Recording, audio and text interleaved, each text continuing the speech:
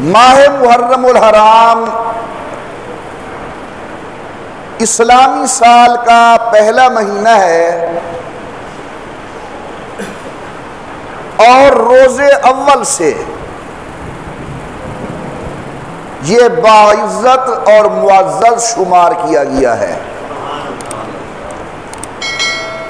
ہمارے بہت بڑے شیخ حضرت مولانا محمد زکریا محدث سہارنپوری رحمۃ اللہ علیہ نے شرح شمائل کے اندر درج کیا ہے کہ جب حضرت سیدنا آدم علیہ السلام کی اللہ نے توبہ قبول فرمائی تو وہ مہینہ محرم الحرام کا تھا۔ 6 مہینے تک حضرت سیدنا نوح علیہ السلام کی کشتی دریا کی موجوں پر سفر کرتی رہی، بالآخر جودی پہاڑ پر آ کر اس نے قرار پکڑا تو وہ مہینہ محرم الحرام کا تھا۔ اللہ رب العزت نے اپنے عظمت والے پیغمبر سیدنا ابراہیم علیہ السلام کو چیخے سے نجات دی، آگ کو گلزار فرمایا، لکھا ہے کہ وہ مہینہ محرم الحرام کا تھا۔ حضرت جناب سیدنا موسیٰ علیہ السلام آگے آگے، فرعون اور فرعونی پیچھے پیچھے، یہاں تک کہ جناب سیدنا موسیٰ علیہ السلام اپنی جماعت کے ساتھ دریا کے اندر قدم رکھتے ہیں،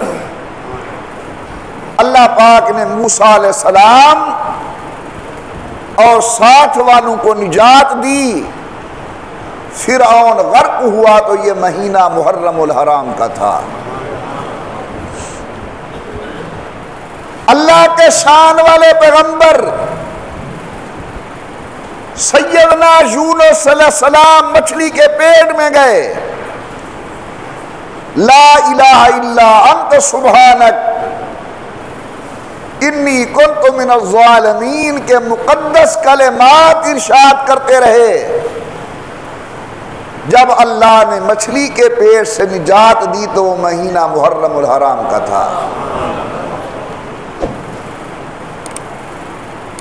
حضرت سیدنا یوسف علیہ السلام کو بھائیوں نے کنویں کے اندر ڈالا، وہ خواب کے نتیجے کے اندر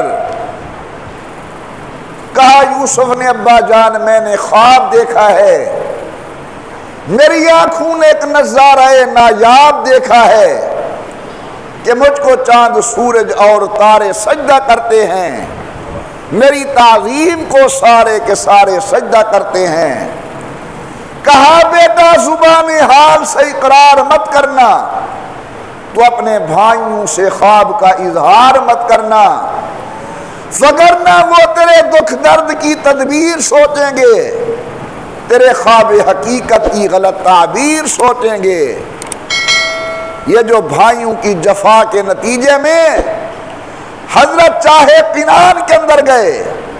جب اللہ نے حضرت یوسف علیہ السلام کو چاہے کنان سے نجات دی تو وہ مہینہ محرم الحرام کا تھا۔